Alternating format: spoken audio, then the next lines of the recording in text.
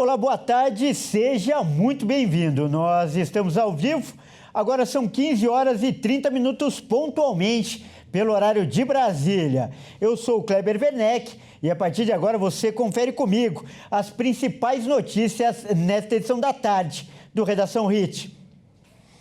Olha, nós vamos começar essa edição falando de esportes. Na verdade, é um assunto que mistura futebol e também polícia. Isso porque o presidente do Corinthians, o Augusto Melo, foi indiciado no inquérito que apura o caso Vai de Bet. E nós estamos ao vivo, acompanhando tudo de perto, lá na Neoquímica Arena, onde nesse momento o presidente Augusto Melo concede uma entrevista coletiva. Vamos ver então imagens ao vivo e ouvir um pouco o que o presidente do Corinthians está falando. Do nome que estava lá, eu estou falando em termos comercial, porque eu vivo dessa parte comercial, eu sei como funciona. E eu dei essa ideia. Poxa, nós temos um grande nome numa rodovia onde passa milhões de carros, caminho de aeroportos.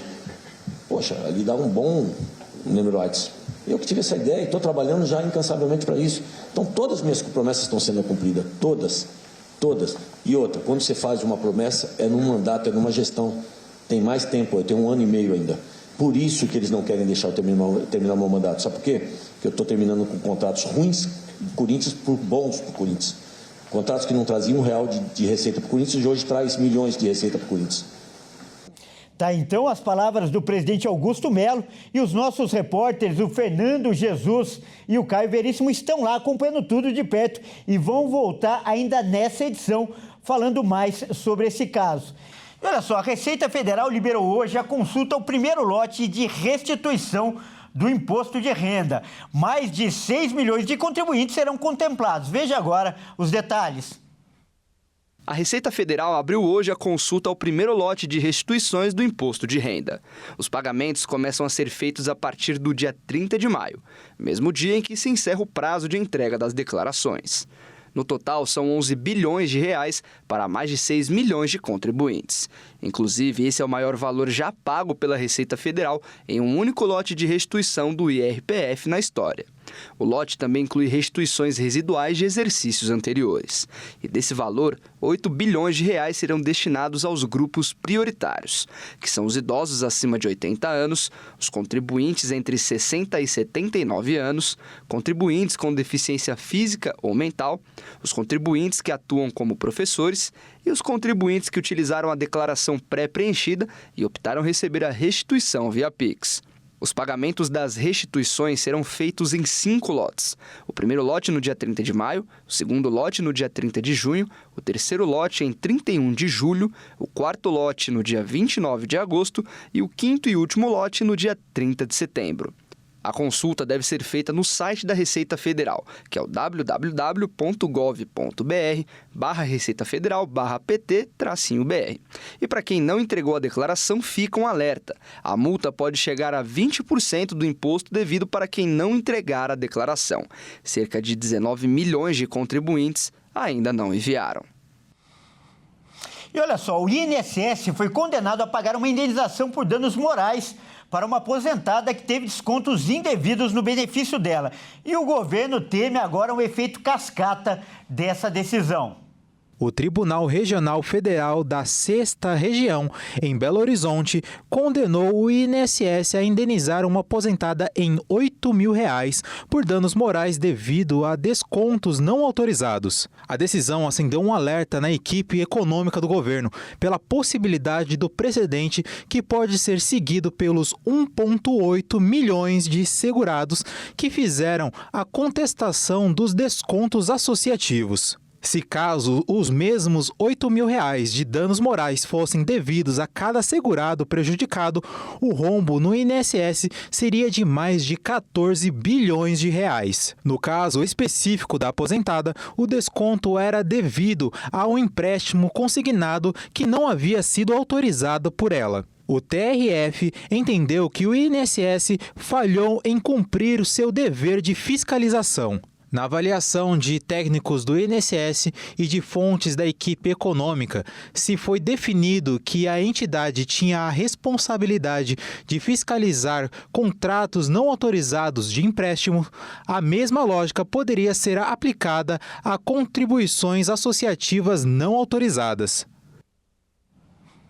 Olha, e agora nós vamos voltar a falar ao vivo lá da Neoquímica Arena, né, o estádio do Corinthians, onde o presidente do clube, Augusto Melo, concede uma entrevista coletiva para falar do indiciamento do caso, no caso Vai de Bet. Olha, e quem está lá acompanhando tudo de perto são os nossos repórteres, o Fernando Jesus e o Caio Veríssimo. Vamos falar com eles agora. Boa tarde, Caio. Boa tarde, Fernando. Sejam muito bem-vindos. Atualiza a gente, por favor, sobre as últimas informações aí da Neoquímica Arena. Isso aí, Kleber, boa tarde a você, boa tarde a todos que nos assistem. Bom, nós estamos aqui, como você disse, na Neoquímica Arena, onde está acontecendo, né, a reunião onde o Augusto Melo, o presidente do Corinthians, convocou a imprensa para trazer esclarecimentos sobre o caso, trazer o posicionamento dele. Ele, juntamente com o advogado dele, o Ricardo Cury, trouxe algumas informações, se esclareceu, tentou demonstrar que da parte dele está tudo limpo, mas assim, o que nós temos aqui é que ele está sendo indiciado, né, pelos crimes de furto, lavagem de dinheiro e associação criminosa. E olha só, se porventura ele for realmente condenado, ele pode pegar até 24 anos de prisão. Então, assim, é bastante tempo que ele pode sofrer aí de prisão, mas temos que lembrar também que há uma diferença entre ser indiciado, né, e de fato ser condenado. O indiciamento é quando a polícia encontra vestígios de que você pode ser um suspeito, mas até então continua sendo aí então investigado. E para ser condenado, então, é quando o Ministério Público aceita esta petição e encontra vestígios reais de que você está envolvido nisso. Então, bom, nesse primeiro momento é o que está acontecendo, ele dando esses esclarecimentos, não é, Fernando?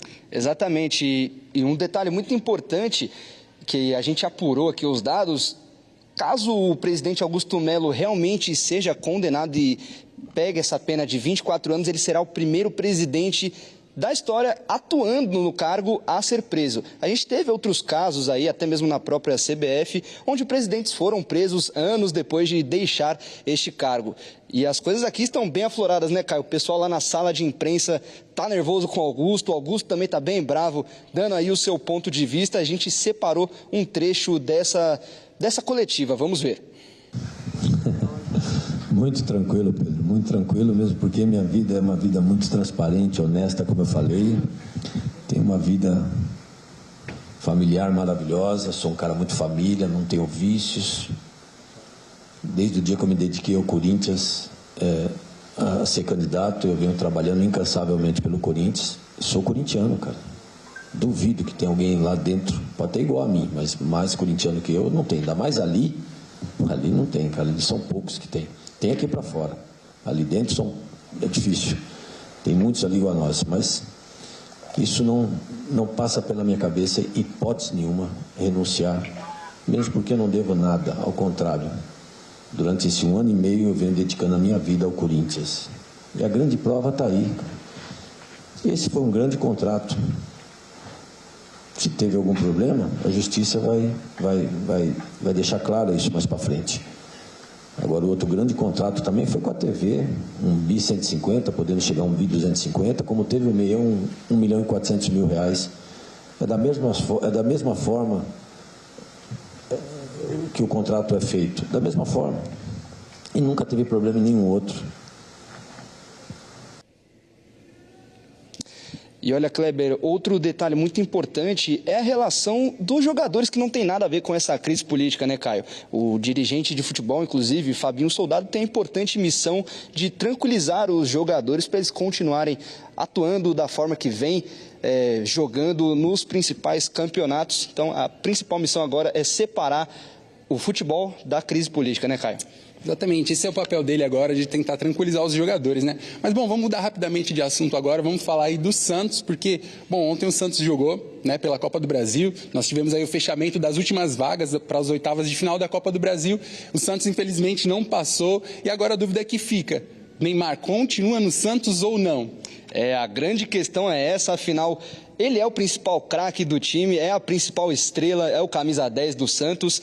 E a principal pergunta foi justamente se ele vai renovar o contrato, e ele deu uma entrevista bem polêmica no pós-jogo, né, Caio? Vamos dar uma olhadinha. O otimismo pela renovação de Neymar diminui a cada dia.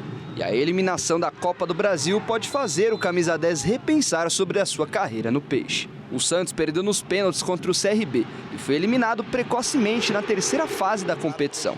Neymar entrou no segundo tempo da partida e até deu alguma esperança ao torcedor santista, mas as chances não foram aproveitadas. Após a derrota, Neymar foi questionado se renovaria o seu contrato, que se encerra no dia 30 de junho, e ele não garantiu a permanência, além de questionar o elenco santista. Cara, eu sei que comigo dentro de campo as coisas são diferentes. Você viu que em 20, 25 minutos eu posso fazer a diferença. E é isso, eu sei que eu posso ajudar meus companheiros. Primeiro jogo que eu voltei depois de um longo tempo. Mas acho que isso tudo não pode depender só de mim. Acho que todo mundo sabe da situação que a gente está e a gente precisa de todos os jogadores para essa situação. O camisa 10 não quer apenas lutar contra o rebaixamento. Ele via a Copa do Brasil como uma chance de título pelo Santos. Competição que foi conquistada quando ele jogava pelo Peixe em 2010. O projeto do presidente Marcelo Teixeira era de anunciar a renovação do craque nos próximos dias e estender o acordo até junho ou dezembro de 2026. Agora o presidente pretende conversar com Neymar pai para entender o que mudou. Bom, essas foram as notícias do esporte de hoje, né, Caio? Foi um prazer estar aqui nesse bloco de esportes com você. Kleber, é com você aí no estúdio. Tá certo. Parabéns aí para o Caio Veríssimo e para o Fernando Jesus. E um agradecimento ao Eliezer Pereira, nosso chefe de jornalismo e de redação, que deu todo o apoio para essa cobertura. Essa edição fica por aqui. Eu agradeço demais pela sua companhia. E você que não é de São Paulo, fique com a sua programação local. Você que é de São Paulo, fique com Consulta o Doutor e a Dani Paris. Até mais.